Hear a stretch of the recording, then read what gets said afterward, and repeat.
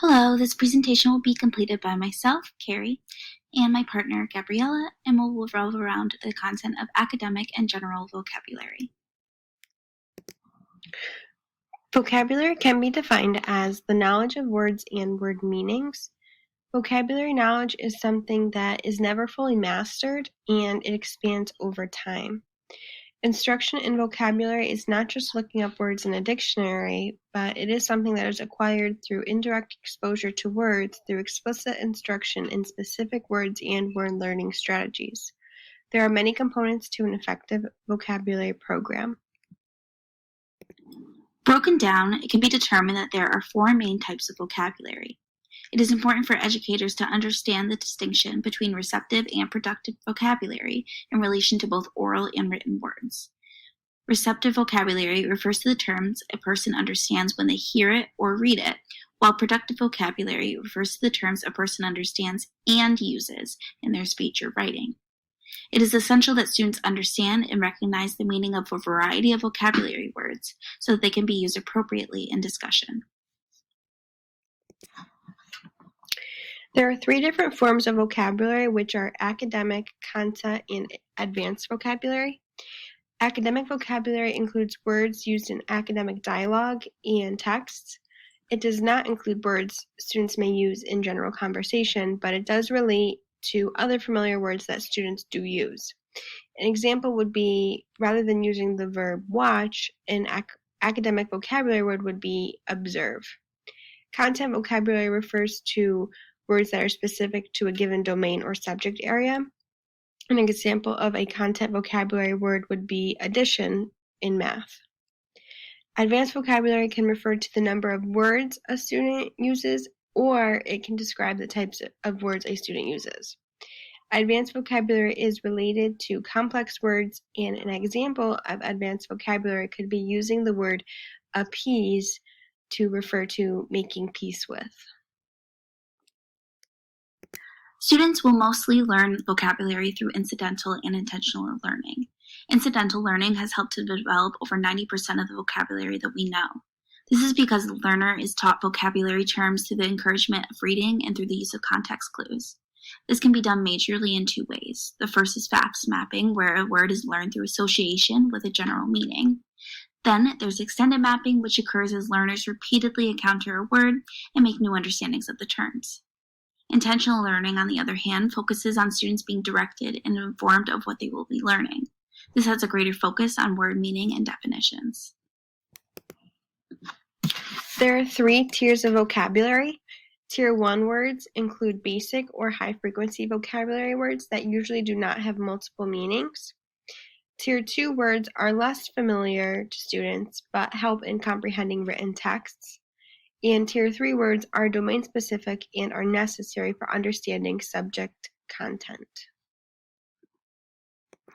As mentioned on the previous slide, Tier 1 refers to high-frequency words. As a result, they are mostly known by all students, and direct instruction on the meaning of these words will not typically be necessary within the classroom setting. However, it is recommended that these terms are introduced in a cluster format and are displayed for students to see via a word wall. This will help students who already know the word orally expand the words into their written vocabulary as well.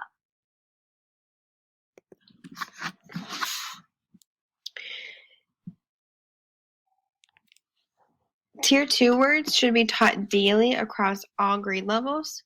Effective teaching strategies include organizing vocabulary terms in semantic clusters. This means grouping words with similar meanings together. It is also suggested that teachers explain the difference between words in different clusters.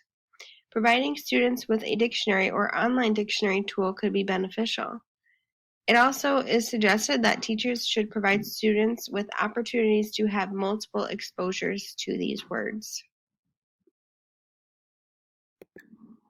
As previously mentioned, Tier 3 refers to terms that are highly infrequent but are still essential in understanding specific course content.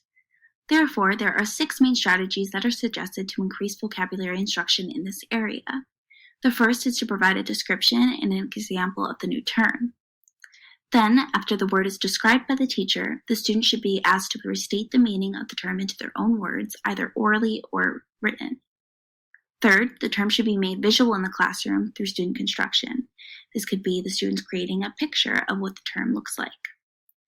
Afterwards, students should engage in a variety of activities that help to increase their knowledge of the vocabulary. This can include creating metaphors or making sentence stems.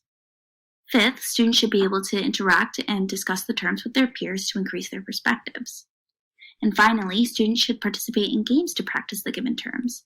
This could be something like a digital field trip or something even more simple like a pun. It is suggested that every time a student is introduced to a Tier 3 vocabulary term, that they should go through steps 1 through 3 on that 6-step list. This is an example of step 3 in which students are asked to construct a picture representing a term. You will see that students are given the option to sketch the actual object, sketch a symbol, sketch an example, sketch a cartoon, or sketch a graphic. By allowing students these options, it is likely that they will be more apt to understand and use the vocabulary in their general discussion and reading.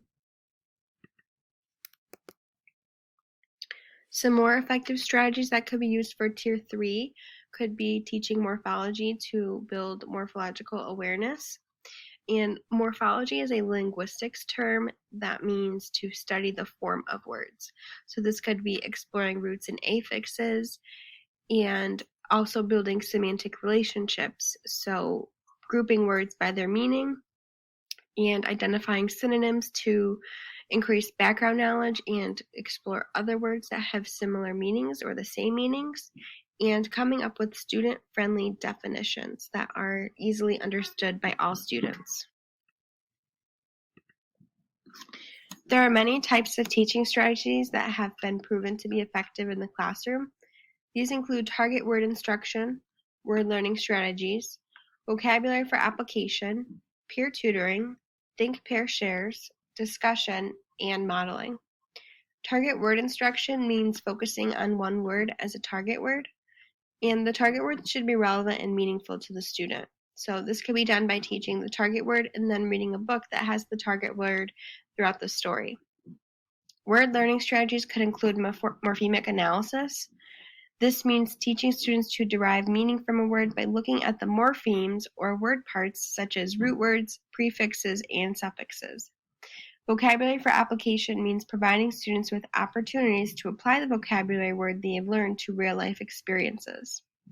Peer tutoring provides students with opportunities to work together, using new vocabulary to strengthen their understanding of the meaning of words. Think, pair, shares allow students to strengthen their understanding of the meaning of words by turning and talking to their neighbors and collaborating with each other to discuss and share out.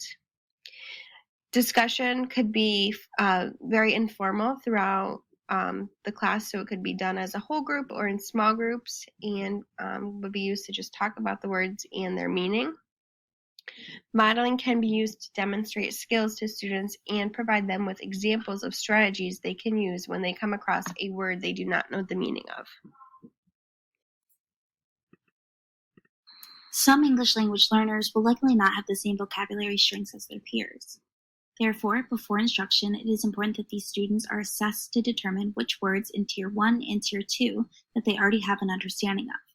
From there, instruction can occur with the help of modeling, repeated exposure, and feedback. These are each essential for ELLs as it helps to ensure that they are given additional opportunities to interact and associate with a given vocabulary term in the classroom environment.